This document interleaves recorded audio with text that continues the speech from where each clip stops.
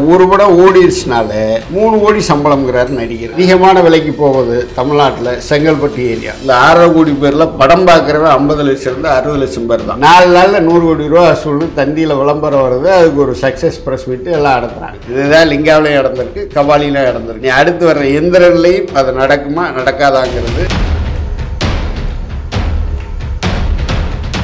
பக்கா டிவி நேயர்களுக்கு வணக்கம். என்னுடைய பெயர் ராமானுஜம். நான் 1992 தமிழ் சினிமாவிலும் தமிழ் திரைப்படத்துறையிலும் தமிழ் சினிமா சம்பந்தமான வியாபாரம், திரையரங்குகள் சம்பந்தமான விவரங்களையும் அது சம்பந்தமான புள்ளி விவரங்களையும் தொகுத்து வரக்கூடிய ஒரு ஆவண காப்பாளனாக நான் சுயமாக செய்து வருகிறேன். ஏற்கனவே 1987 முதல் தமிழ் சினிமாவில் வந்து கொண்டிருந்த தமிழ்நாடு என்டர்டெயின்மென்ட் நிர்வாக ஆசிரியராக ஒரு 10 ஆண்டுகளுக்கு மேலாக பணிபுரிந்து வந்திருக்கிறேன். தமிழ் சினிமாவுடைய அனைத்து வியாபார விஷயங்களையும், தமிழ்நாட்டில் மாறி வரக்கூடிய திரையரங்குகளுடைய சூழலையும் உன்னிப்பாக கவனித்து அதை பதிவு செய்து வரக்கூடிய திரைப்பட வியாபாரம் சார்ந்த ஒரு விமர்சனாக என்னுடைய பணி தொடர்ந்து கொண்டிருக்கிறது. அந்த அடிப்படையிலேயே இந்த விவரங்களை உங்களுக்கு பக்கா டிவியின் மூலமாக பதிவு செய்கிறேன். இந்தியாவில் இருக்கக்கூடிய முக்கியமான 3 ஏரியாக்களில் வந்து தமிழ், தெலுங்கு, ஹிந்தி இதுதான் இன்றைக்கு இருக்கக்கூடிய இந்திய சினிமாவுடைய மிகப்பெரிய வருவாயும் செலவும் செய்யக்கூடிய ஏரியா. இதில் தமிழ்நாடுன்னு எடுத்துக்கிட்டோம்னாக்க தமிழ் படங்களுக்கு மட்டுமே பிரதானமாக முக்கியமாக இடம் முடிக்கக்கூடியது தான் தமிழ்நாடு. தமிழ்நாடு ஏரியா என்பது மொத்தம் 9 ஏரியாவாக வியாபாரத்திற்காக பிரிக்கப்பட்டிருக்குது. இது தமிழ் சினிமா தொடக்க காலத்தில் இல்லை, 1970க்கு பின்னாடி தமிழ் சினிமாவுடைய வியாபாரம் என்பது தமிழ்நாடுடைய பூகோள எல்லையை விநியோகஸ்தர்களும் தயாரிப்பாளர்களும் திரையரங்கு உரிமையாளர்களும் ஒன்றிணைந்து வியாபாரம் செய்வதற்காக பிரிக்கப்பட்டது தான் தமிழ்நாடு ஏரியா. அரசாங்க நிர்வாகம் என்பது மாவட்ட வாரியாக அல்லது தாலுகா வாரியாக பிரித்திருந்தாலும் அதுக்கு உட்படாமல் தனி யூனியன் பிரதேசமாக இருக்கக்கூடிய பாண்டிச்சேரியும் இணைத்து 9 விநியோக பகுதிகளாக தமிழ் சினிமா பிரித்திருக்கிறது. இதில் முதல் ஏரியாங்கிறது வந்து சென்னை நகரம் என்பது சிட்டின்னு சொல்லப்படும். வடார்காடு பகுதி என்பது வந்து வேலூர், திருவண்ணாமலை இதெல்லாம் அடங்கினது தான் வடார்காடு என்று சொல்லப்படுகிறது. தென்னார்காடு என்பது பாண்டிச்சேரி, கடலூர், சிதம்பரம் இவையெல்லாம் உள்ளடக்கிய பகுதி தென்னார்காடு ஏரியா. இது 3ம் இணைத்து என்எஸ்சி என்று பொதுவாக இங்கே சொல்லப்படுவது வழக்கம். இதற்கு அடுத்தபடியாக செங்கல்பட்டு என்பது தமிழ்நாட்டில் இருக்கக்கூடிய மிகப்பெரிய விநியோக பகுதி. சென்னை நகரத்தில் இருக்கக்கூடிய புறநகர் பகுதி, காஞ்சிபுரம், திருவள்ளூர் மாவட்டங்கள்லாம் உள்ளடக்கியது தான் செங்கல்பட்டு விநியோக பகுதின்னு பிரிக்கப்பட்டிருக்குது. இதற்கு அடுத்த பெரிய ஏரியா எதுன்னு பார்த்தீங்கன்னாக்க கோயம்புத்தூர். கோயம்புத்தூரில் இருக்கக்கூடிய 9 மாவட்டங்களை உள்ளடக்கிய தான் கோயம்புத்தூர் திரைப்பட விநியோக பகுதி என்று சொல்லப்படுகிறது. இதற்கு அடுத்த பெரிய ஏரியா எதுன்னு பார்த்தீங்கன்னாக்க மதுரை, ராமநாதபுரம். ஏற்கனவே இருந்த மதுரை, ராமநாதபுரம் 2 மாவட்டங்களாக இருந்தது. இன்றைக்கு அது பல்வேறு மாவட்டங்களாக பிரிக்கப்பட்டிருந்தாலும் திரைப்பட விநியோகத்திற்கு எம்ஆர் மதுரை ராமநாதபுரம் ஏரியா திரைப்பட விநியோக பகுதி என்று வைக்கப்பட்டிருக்கிறது. இதற்கு அடுத்த ஏரியா பெரிய ஏரியா நீங்கள் பார்த்தீங்கன்னாக்க திருச்சி, தஞ்சாவூர், நாகப்பட்டினம் இந்த 3 மாவட்டங்களையும் ஒருங்கிணைத்தது தான் டிடி ஏரியான்னு சுருக்கமாக சொல்லப்படும். இதுக்கு அடுத்த பெரிய ஏரியான்னு பார்த்தீங்கன்னாக்க சேலத்தையும் சேலத்தை சுற்றி இருக்கக்கூடிய பகுதிகளை இணைத்தது தான் சேலம் திரைப்பட விநியோக பகுதி. ஆக மொத்தம் 9 ஏரியா. இந்த 9 ஏரியாவுக்கு தான் திரைப்பட விநியோகம் என்பது வியாபாரங்கள் பேசப்படும். ஒரு தயாரிப்பாளர் படம் எடுத்து முடித்தோன்னா ஏரியா விநியோகஸ்தர்களுக்கு படத்தை போட்டு காமிப்பது என்பது 1985 வரைக்கும் நடைமுறையில் தமிழ்நாட்டில் இருந்துச்சு. உச்சபட்ச நடிகர்கள் ரஜினிகாந்த், கமலஹாசன் இந்த மாதிரியான பெரிய நடிகர்களுடைய வியாபார எல்லை விரிவடைந்ததுக்கு பின்னாடி படங்களை போட்டு காமிக்கக்கூடிய போக்கு என்பது தமிழ் சினிமாவில் இப்போ கிடையாது. புதுமுகங்கள் நடிச்சிருந்த படங்களை மட்டும்தான் போட்டு காமிப்பாங்களே ஒழிய பெரிய நடிகர்களுடைய படங்கள் அந்த ஆர்டிஸ்டுடைய வேலையை வச்சுட்டு வியாபாரம் பேசப்படும். இதில் அதிகமான விலைக்கு போவது தமிழ்நாட்டில் செங்கல்பட்டு ஏரியா, அதற்கு அடுத்து கோயம்புத்தூர், அதுக்கு அடுத்து மதுரை, அதுக்கு அடுத்து திருச்சி, அதுக்கு அடுத்து சேலம். சென்னை நகரத்தினுடைய விலையும் திருநெல்வேலி, கன்னியாகுமரி ஏரியாவுடைய விலையும் ஒரே மாதிரியாக தீர்மானிக்கப்படும். அதே போல் வடார்காடு, தென்னார்காடு இந்த 2 ஏரியாவுடைய விலையும் ஒரே மாதிரியாக தீர்மானிக்கப்படும். படங்களுடைய வசூலும் இதை அடிப்படையாக வைத்தே தான் இங்கு வருவாய் என்பதும் தீர்மானிக்கப்படுகிறது. இதுதான் தமிழ்நாட்டினுடைய ஒட்டுமொத்த தமிழ்நாட்டினுடைய வியாபார எல்லை என்பதும் வியாபார நடைமுறை என்பதும் இதுதான்.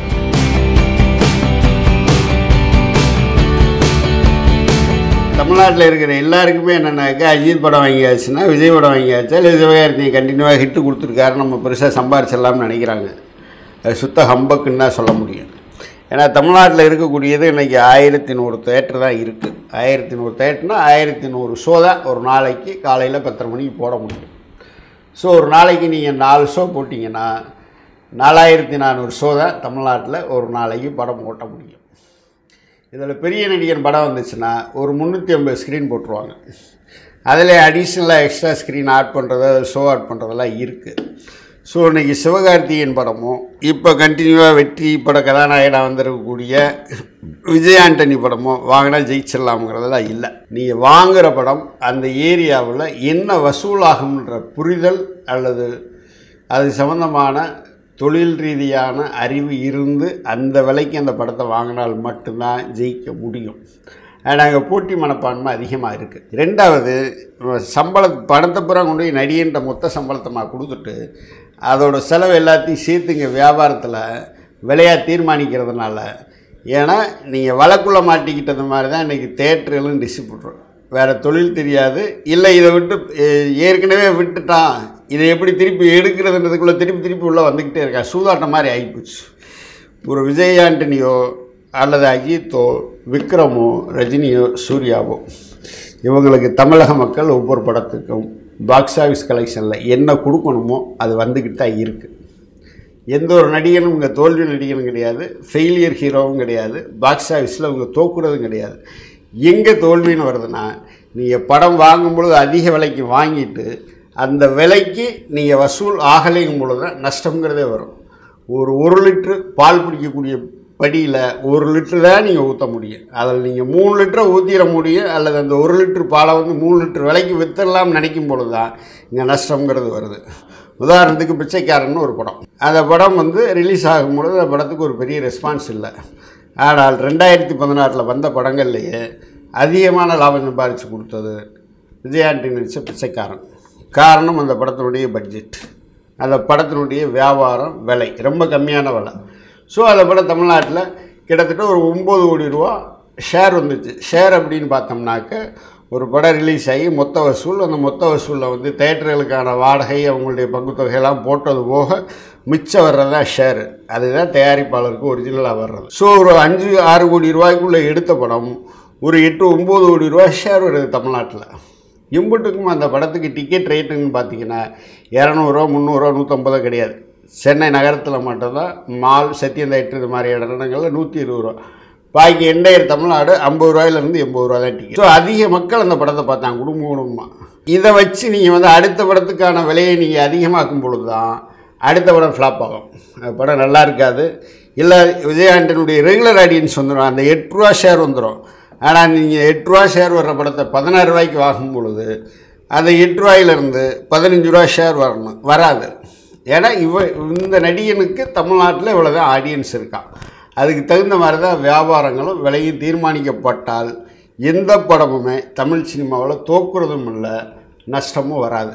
அந்த புரிதல் இங்கே இருக்கக்கூடிய தயாரிப்பாளருக்கும் கிடையாது, நடிக்கிற நடிகனுக்கும் கிடையாது. ஏன்னா ஒரு படம் ஓடிடுச்சுனால 3 கோடி சம்பளம்ங்கிறார் நடிகர். இருந்தாலும் நம்ம அவரை வச்சு படம் எடுக்கணுன்ற ஆசையில் சரி ரைட்டுன்ட்டு அட்வான்ஸை கொடுத்து நம்ம விற்றுப்பிடலாம்னு நினைக்கிறாங்க. அதுங்க நடைமுறை சாத்தியம் இல்லை. ஒரு 7 நடிகர்கள் மட்டும்தான் ஒரு ஸ்டாண்டர்டான வியாபாரம். இன்றைக்கி நீங்கள் ரஜினியிலேருந்து தனுஷ் வரைக்கும் பார்த்தீங்கன்னாக்க அவங்களுக்கு என்ன வியாபாரம், என்ன பாக்ஸ் ஆஃபீஸ் கலெக்ஷன் இருக்கோ அது ஸ்டாண்டர்டாக இருந்துட்டு தான் இருக்குது. ஒரு மோசமான தொடரி கூட தனுஷுக்கு உரிய வசூலை இங்கே வசூலிச்சு. அதுக்கான விலை ஜாஸ்திங்கிறதுனால அந்த படம் ஃபெயிலியர் ஆச்சு. முதல் 5 நாள்லேயோ 7 நாள்லேயோ அந்த படத்தினுடைய மொத்த பட்ஜெட்டில் ஒரு ஆக்சுவலாக அந்த நடிகருக்குரிய என்ன வசூல் இருக்கோ அது வந்துடுது. இதை புரிஞ்சுக்கிட்டு படம் எடுத்தால் எல்லா தயாரிப்பாளரும் ஜெயிக்கலாம், எல்லா தயாரிப்பாளருக்கும் லாபம் கிடைக்கும், விநியோகஸ்தருக்கும் லாபம் கிடைக்கும், தேட்டருக்கும் படம் தொடர்ச்சியாக கிடைக்கும், அவங்களும் லாபகரமாக இருக்க முடியும். இன்றைக்கி ரஜினி படம் வாங்கின சந்தோஷமாகவும் இல்லை, ஆரோக்கியமாகவும் இல்லை. கவாலியிலேருந்து ஆரம்பித்து எந்த படமாக இருந்தாலும் சரி எல்லாமே நஷ்டத்தில் தான் போயிட்டுருக்கு. இன்றைக்கி பைரவா வாங்குகிறோம், அல்லு கலண்டு போய் கொடுத்த விலையில் 30-40% லாஸில் இருக்காங்க. ஆனால் இன்றைக்கி அந்த குரூப் என்ன சொல்லிகிட்ருக்கு, பைரவா பட குரூப்பு 4 நாளில் 100 கோடின்னு சொல்லுது. உதாரணத்துக்கு சமீபத்தில் வந்த தங்கல்னு ஒரு ஹிந்தி படம் 4600 ஸ்க்ரீன் உலகம் பூரா ரிலீஸ் ஆச்சு. ஃபஸ்ட் வீக் அந்த படத்தினுடைய மொத்த வசூலே 160 கோடி ரூபா தான், வேர்ல்டு வைடாக உலகம் முழுவதும். இது இந்த படம் எடுத்த பட்ஜெட்டே 60 கோடி ரூபா. இந்த படத்தினுடைய மொத்த வியாபாரமே 90 கோடி ரூபா. 4 நாளில் 100 கோடி ரூபா வசூல்னு தந்தியில் விளம்பரம் வருது. அதுக்கு ஒரு சக்ஸஸ் ப்ரெஸ் மீட்டு எல்லாம் நடத்துகிறாங்க. ஸோ தங்களை தாங்களே ஏமாற்றிக்கிட்டு ஒரு பில்டப்பை கொடுத்துட்ருக்காங்க. ஸோ பைரவா பொறுத்த வரைக்கும் நஷ்டம் என்பதை வெளியே சொல்கிறதுக்கு சம்மந்தப்பட்ட விநியோகஸ்தருக்கும் பயமாக இருக்குது, தயாரிப்பாளரும் பயப்படுறாரு, படம் வாங்கி ரிலீஸ் பண்ணவரும் பயப்படுறாரு, ஹீரோவுக்கும் பயம். ஸோ இப்போ 4 நாளில் 100 கோடினா அடுத்து விஜய் படம் எடுக்கிற தேடாண்டல் என்ன பண்ணும்? அதிகமான செலவு பண்ணும், ரெக்கவரி பண்ணணும்னு ஆசைப்படும், நடைமுறை சாத்தியம் இல்லை. அப்போ நஷ்டம் வரத்தான் செய்யும்.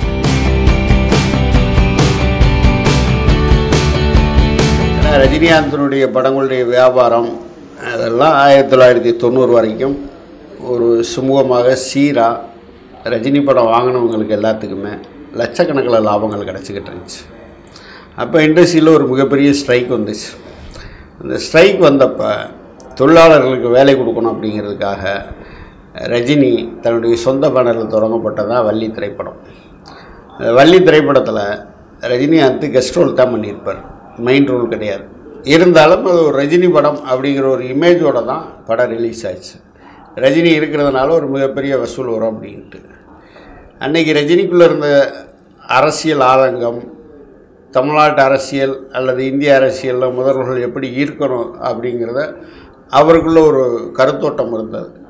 அதை பிரதிபலிக்கக்கூடிய வகையில் தான் அந்த வள்ளி படமும் இருந்தது. ஒரு நல்ல ஒரு நாணயமானவன், ஆனஸ்டானவன் இருக்கணும், பாரபட்சம் இல்லாமல் நடவடிக்கை எடுக்கிறவன் முதலமைச்சராக இருக்கணுன்ற கருத்தை மையப்படுத்தின ஒரு படம். அந்த படம் ரஜினி படம்னு வெளியில் எல்லாருமே நினச்சாங்க. ஆனால் ரஜினியை பொறுத்த வரைக்கும் அது ஒரு அரசியல் படமாகத்தான் அந்த படம் ரிலீஸ் ஆச்சு. அந்த படம் எதிர்பார்த்த அளவுக்கு வசூல் வரல. இதனால் விநியோகஸ்தர்கள் அன்றைக்கி அந்த படத்தின் மூலம் அவங்களுக்கு நஷ்டம் ஏற்பட்டுச்சு. அப்போ ரஜினியே கூப்பிட்டு என்னை நம்பி படம் வாங்கியிருக்கீங்க, அதனால் இந்த நஷ்டத்தை நான் சரி கட்டுன்னு அன்னைக்கு ஆரம்பித்து வச்சார். அதுக்கு அடுத்து அவருடைய படங்கள் மற்ற படங்கள்லாம் ஜெயிச்சா கூட முக்கியமான ஒரு படம்னு பார்த்தீங்கன்னாக்க அவருடைய சொந்த தயாரிப்பு ஒரு 7 பேருக்கு உதவி செய்வதற்காக நான் அந்த படத்தை ஆரம்பிக்கிறேன்னு அவர் சொல்லி ஆரம்பித்த படம் தான் பாபா. நீண்ட நாளைக்கு முன்னாடி ரஜினி நடித்து வெளிவர்ற படம். அந்த படம் பெருசாக இருக்குது அப்படிங்கிறதுல எப்பவுமே நம்ம ஆட்கள் தான் ரஜினினாக்க ஒரு ஃபயராக இருக்கும், நல்ல வசூலாகுன்ற இடத்துல பாபா படத்தை ஒரு மிகப்பெரிய விலைக்கு எல்லா விநியோகஸ்தர்களும் வாங்கினாங்க. அன்றைக்கி அவங்க பண்ண தப்பு என்னென்னா, ரஜினியுடைய மார்க்கெட் வேல்யூ அல்லது ரஜினி படங்கள் பார்ப்பதற்கென்று தமிழ்நாட்டில் ஒரு செட் ஆஃப் ஆடியன்ஸ் ஒவ்வொரு ஏரியாவிலையும் இவ்வளோதான் ரஜினிக்கு வசூல் ஆகுங்கிறது எல்லாருக்கும் தெரியும். இருந்தாலும் அதிக விலை கொடுத்து வாங்கினாங்க. ரஜினியை பொறுத்த வரைக்கும் நம்ம ஆளுகள்லாம் எப்படி பார்ப்பானாக்க, ஒரு 100 பேரை அடிக்கணும், அடித்து பெண்ணி படத்தில் எடுத்தாங்கன்னா நம்ம ஆளுகளுக்கு அதை கைதட்டி ரசிப்பாங்க. ஆனால் அதில் ரஜினிகாந்த் ஒரு ஆன்மீகவாதியாக, ஒரு சமரச சன்மார்க்கவாதியாக வந்ததுனால அந்த படம் அவங்க எடுத்துக்கொண்ட கதை அல்லது அந்த படத்தை இப்போ தொலைக்காட்சியில் பார்த்தோம்னா அந்த படம் ரொம்ப நல்ல படமாக தெரியும். ஆனால் அன்றைக்கி அந்த படம் ஓடலை. அதில் ஒரு மிகப்பெரிய லாஸ் வந்துச்சு. அப்போ ரஜினியை கூப்பிட்டு, திருப்பூர் சுப்பிரமணியை கூப்பிட்டு தமிழ்நாடு பூரா பெரிய லாஸ் ஆகிருக்கு. அதனால் இது என்ன ஏதுன்னு கணக்குகளை பார்த்து எல்லாத்துக்கும் அவங்க நஷ்டத்தில் நம்ம பங்கெடுத்துக்கிடுவோம். முழு நஷ்டத்தையும் திருப்பி கொடுக்க முடியாது. ஏன்னா லாபம் அதிகமாக வரும்பொழுது யாருமே தயாரிப்பாளருக்கு இருந்தாங்க நான் இவ்வளோ சம்பாரிச்சிருக்கேன் தர்றேன்னு கொடுக்குறது கிடையாது தமிழ் சினிமாவில் எப்போவுமே. அதனால் அவங்க நஷ்டத்தில் ஒரு குறிப்பிட்ட பர்சன்டேஜ் நம்ம கொடுத்துருவோம் அப்படின்ட்டு அன்றைக்கி திருப்பூர் சுப்பிரமணிய வச்சு எல்லாத்துக்கும் கணக்கு வழக்கு செட்டில் பண்ணி நஷ்டத்தை திருப்பி கொடுத்தார். அதுக்கு பின்னாடி அவர் ஒரு மிகப்பெரிய சங்கடத்தை சந்தித்த படம் குசேலன். குசேலன்கிறது ஒரு மலையாள படத்தினுடைய ரீமேக்கு தமிழில் எடுக்கும் பொழுது அந்த படத்தை பிரமிட் சாய் மீரா அந்த படத்தை தமிழ்நாடு ரைட்ஸ் வாங்குகிறாங்க. ஒரு மிகப்பெரிய விலையை கொடுத்து வாங்கினாங்க ரஜினி படத்துங்களுக்கு. அதுலேயும் ரஜினி அடித்தது கெஸ்ட் ரோல்.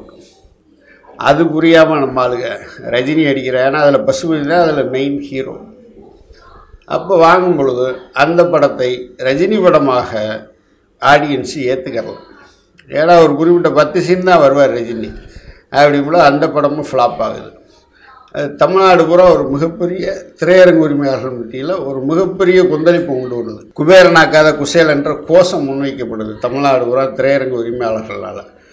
ஸோ பிரச்சனை பெருசாக இருக்கும் பொழுது அப்போ ரஜினி கூப்பிட்றாரு எல்லாத்தையும். நான் இந்த படத்தில் ஹீரோவாக நடிக்கலை, நான் தான் ஹீரோன்னு நடித்து உங்களை யார் படம் வாங்க சொன்னது, அப்படிங்கும்பொழுது பிரமிழ் சாய் மீரா இவருக்கும் இடையில் பேச்சுவார்த்தை நடக்கும்போது அவர் வாங்கின சம்பளத்தில் ஒரு குறிப்பிட்ட தொகையை கொடுத்து எல்லாருக்கும் நஷ்டப்பட்டவங்களும் செட்டில் பண்ணியிருங்கன்ட்டு அந்த படத்துலேயே அவர் செட்டில் பண்ணுறார். அதுக்கு முன்னாடி அவர் நடித்த படங்கள்னு பார்த்தீங்கன்னாக்கா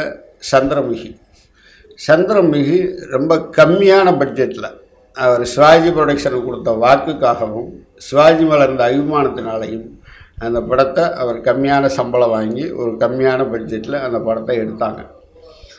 ஒரு ரீசனபிள் இதுதான் அப்படிங்கிற ஒரு லெவலில் ஒரு பெஞ்ச் மார்க் வச்சு அந்த படம் வியாபாரம் செய்யப்படுது சிவாஜி ப்ரொடக்ஷனில். ஏன்னா சிவாஜி ப்ரொடக்ஷனை பொறுத்த வரைக்கும் வியாபார தர்மங்களில் எப்போவுமே ஒரு நாணயத்தை கடைபிடிக்கக்கூடிய நிறுவனங்கிறது பேர் தமிழ் சினிமாவில் எப்போவுமே சிவாஜி ப்ரொடக்ஷனுக்கு உண்டு. ஸோ அவங்க ஒரு பெஞ்ச் மார்க் வச்சு அந்த படத்தை வியாபாரம் பண்ணும் பொழுது எல்லாருக்குமே அந்த படத்தில் இரட்டிப்பு லாபம் கிடைக்கிது. ஏன்னா யாருமே அதை எதிர்பார்க்கல. அந்த படத்தினுடைய ஆக்சுவல் ஹீரோன்னு பார்த்தீங்கன்னா வடிவேலு தான். ரஜினியை விட வடிவேலும் ஜோதியாவுடைய பெர்ஃபார்மன்ஸுக்கு தான் அந்த படம் குடும்பமாக உள்ள வந்தாங்க. ஒரு பேய் படம் இந்த அளவுக்கு படம் வசூல் பண்ணுமா அப்படிங்கிறத முதல் முறையாக தமிழ் சினிமாவுக்கு உறுதிப்படுத்தினது சந்திரமுகி. ஒரு 40 கோடி ரூபா தமிழ்நாட்டில் அந்த படம் ஷேராக அன்னைக்கு காலகட்டத்திலே வசூலிச்சு. அதுக்கடுத்து அவர் அடுத்தடுத்து நடிக்கக்கூடிய படங்கள் ரஜினி தொடர்ச்சியாக வருஷத்துக்கு ஒரு படம் அடிக்கிறதில்ல, 2 வருஷத்துக்கு ஒரு தடவை அல்லது 3 வருஷத்துக்கு ஒரு தடவை இப்படி படம் நடிக்கக்கூடிய பேட்டனுக்கு அவருக்கு மாறினதுக்கு முன்னாடி இயல்பாகவே ரஜினியுடைய படங்களுக்கு தேவையும் வாண்டடுன்னு சொல்லுவாங்க இல்லையா, ஒரு பொருள் கிடைக்காது இப்போ வாங்கினாத்தான் இல்லைன்னா கிடைக்காது அப்படின்ற ஒரு மனோநிலையை இங்கே கிரியேட் பண்ணும்பொழுது தான் ஏவிஎம் தயாரிப்பில் சிவாஜின்னு ஒரு படம் எடுக்கிறாங்க. இயல்பாகவே சங்கர் என்ன பண்ணுவார்னு தெரியும் எல்லாத்துக்குமே. பட்ஜெட் எகிறது. ஏவிஎம்முடைய வரலாறில் தமிழ் சினிமாவுடைய ஆரம்ப இடத்துலேருந்து ஒரு வரலாறை படிச்சுக்கிட்டு இருக்கக்கூடிய ஏவிஎம் நிறுவனம் முதல் முறையாக ஒரு தேக்க நிலைமைக்கு அந்த நிறுவனத்தை கொண்டு வந்து நிப்பாட்டின கூட சிவாஜி. ஏவிஎம் நிறுவனத்தில் நீங்கள் ஒரு குண்டூசி எடுக்கணும்னா கூட அது ஒரு வவுச்சர் போட்டு ஒரு கணக்கு பார்த்து தான் கொடுப்பாங்க. ஆனால் முதல் முறையாக சிவாஜி படத்தினுடைய தயாரிப்பு செலவும் சரி, அந்த தயாரிப்பு நிர்வாகமும் ஏவிஎம் நிறுவனத்தினுடைய கண்ட்ரோலிருந்து கை நழுவி சங்கர் தன்னுடைய கட்டுப்பாட்டில் கொண்டு வர்றார். அந்த படம் 37லேருந்து 40 கோடி ரூபாய்க்குள் அந்த படம் எடுக்கப்பட்டது. 55 கோடி ரூபாய்க்கு அந்த படத்தை வியாபாரம் பண்ணணும் அப்படிங்கிற பிளானில் ஏவிஎம் நிறுவனம் இறங்கும் பொழுது அந்த படம் அந்த அளவுக்கு வசூல் ஆகாது அப்படிங்கிறது எல்லா விநியோகஸ்தர்களுக்கும் தெரியும். இருந்தாலும் இந்த படம் சங்கர், ரஜினிகாந்த், ஏஆர் ரகுமான், கேவி ஆனந்த் ஒரு மிகப்பெரிய கூட்டணி இருக்குது.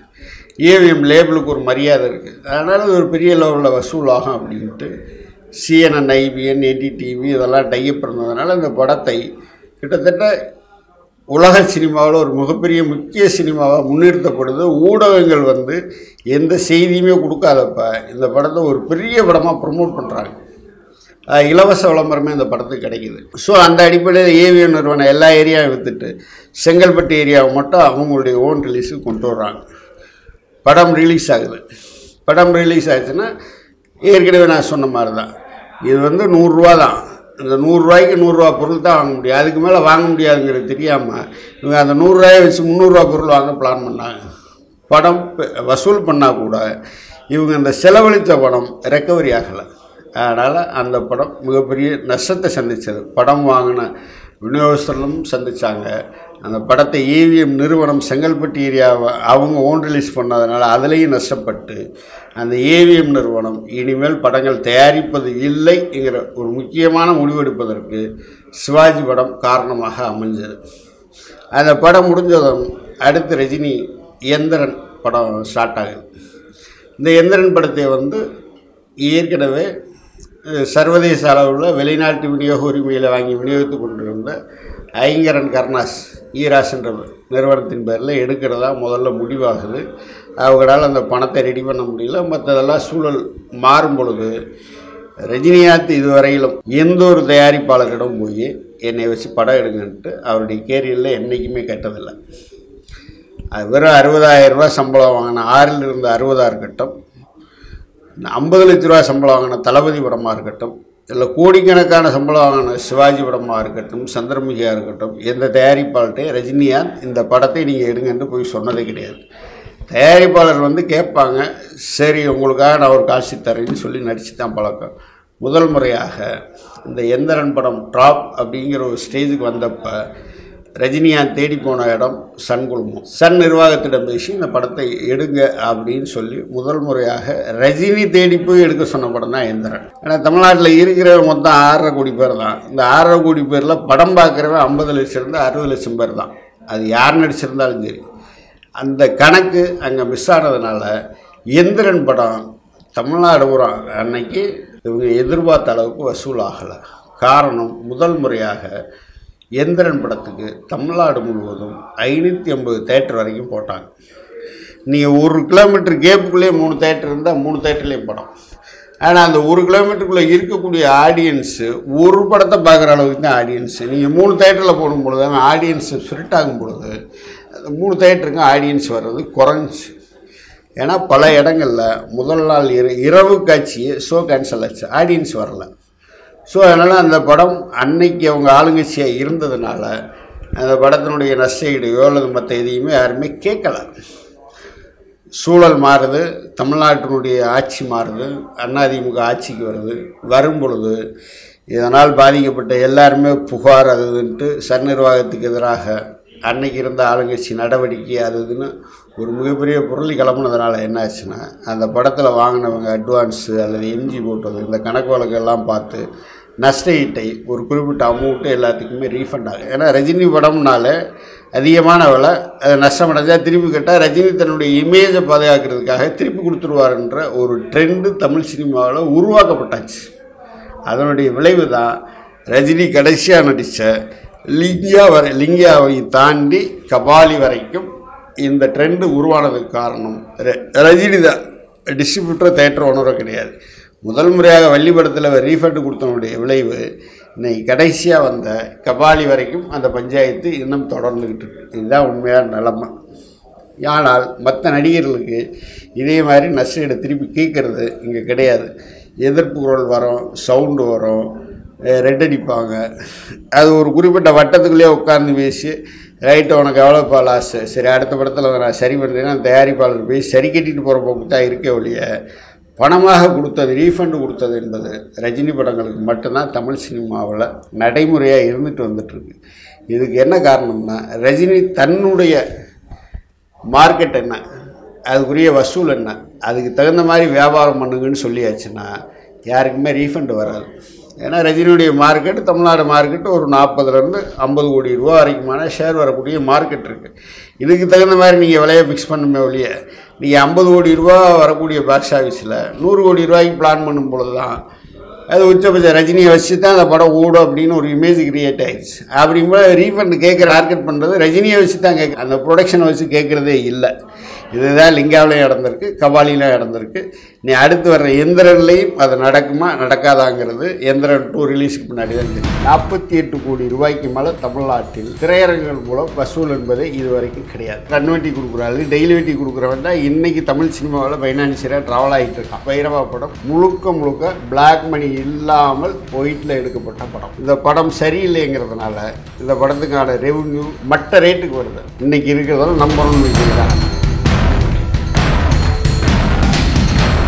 தமிழ் சினிமா வியாபாரம் சம்பந்தமாகவும் புள்ளி விவரங்கள் சம்பந்தமாகவும் நான் பேசக்கூடிய இந்த வீடியோ ஒளிப்பதிவு உங்களுக்கு பிடித்திருக்குமேயானால் லைக் பண்ணுங்கள். தொடர்ச்சியாக நீங்கள் பார்க்கணுன்னா சப்ஸ்கிரைப் பண்ணுங்கள்.